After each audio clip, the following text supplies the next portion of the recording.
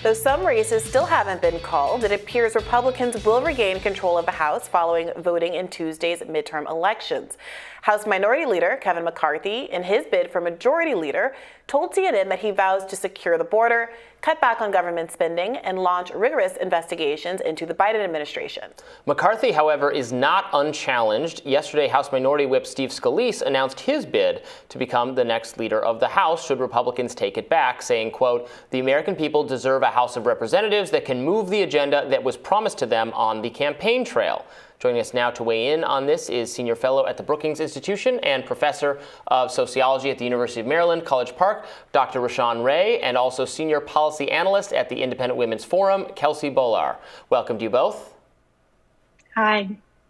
Hi. So, Kelsey, I'll start with you. Is there going to be a real challenge here to McCarthy's leadership? I mean, I think so many people were expecting a larger House, a larger majority for Republicans in the House, maybe giving him some more flexibility. But given that he has to get, a majority of the entire House vote, not just the Republican vote, but the entire House vote. I know he was meeting with Marjorie Taylor Greene, for instance, for like an hour yesterday.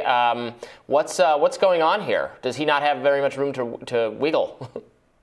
Yeah, I do think it's possible he's going to face a challenge becoming Speaker of the House because he does need that majority. And it appears that Republicans, while gaining the majority, it's by a much slimmer margin. And this does have implications because the Republican Party is not a party of censorship where everybody falls in line behind, House Speaker Nancy Pelosi, for example, which we often have seen on the left for years and years.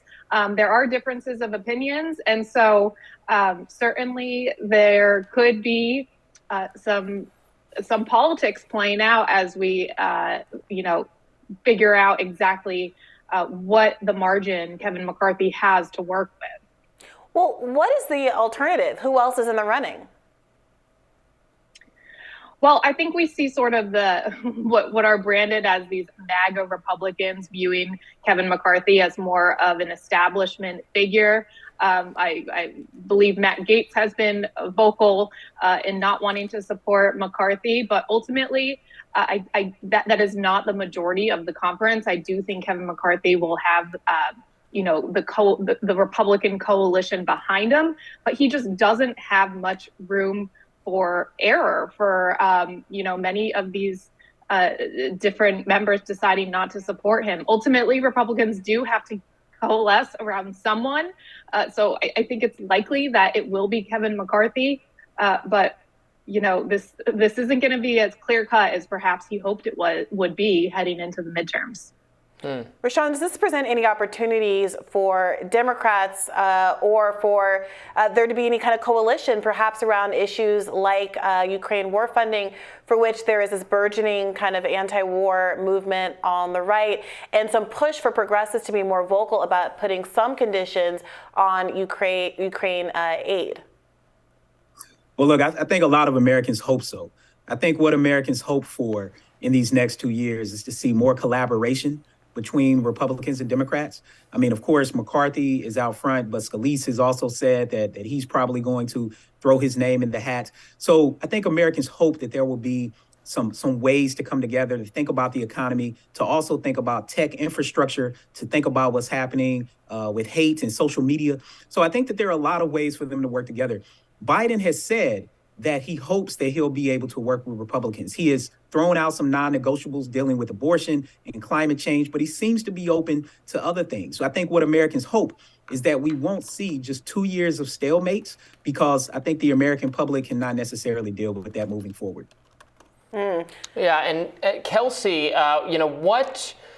where do Republicans go from here with such a disappointing night, even though they will expect to take the House? The Senate is very much up for grabs still, but absolutely not going to be the decisive victory Republicans had expected.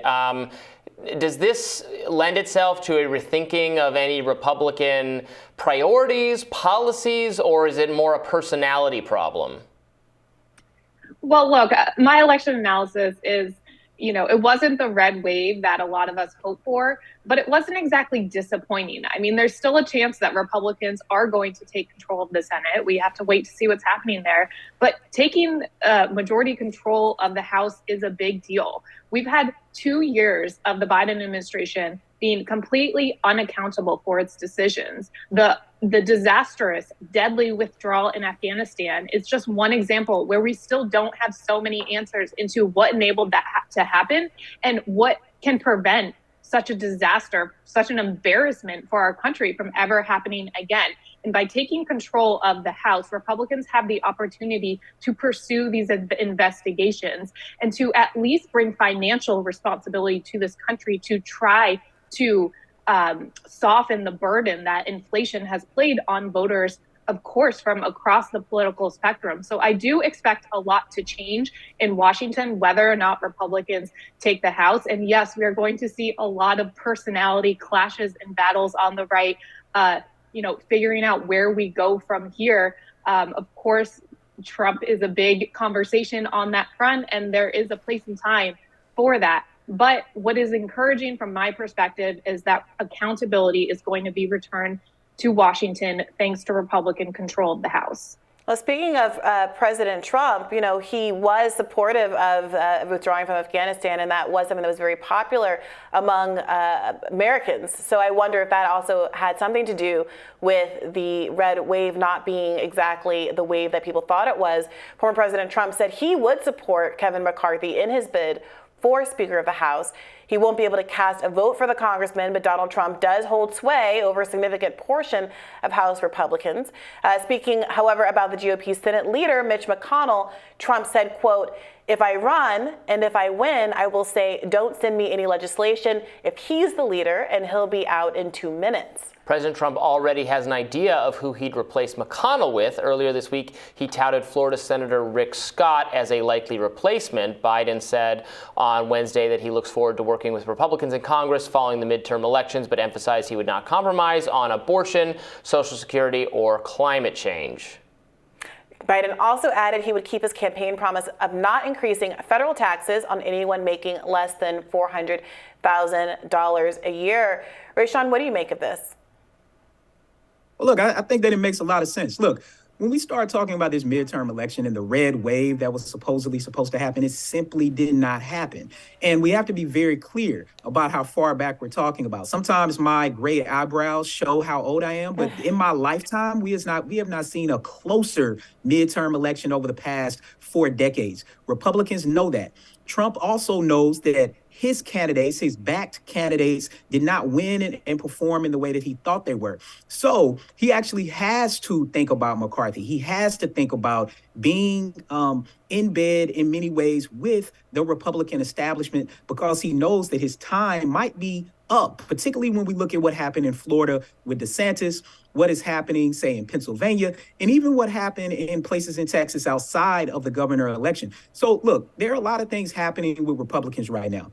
One of the things that the American public does not want to see is simply a stalemate between Democrats and Republicans. And we know that Biden, during his time in the Senate, had a lot of opportunities and a lot of times to collaborate across the aisle. He did that. And I think people are hoping that is going to happen. And look, we also have to be clear that Democrats saying that abortion was their big issue, it did work in a lot of ways in certain places. And I think that's the reason why a lot of these elections are much closer than people thought.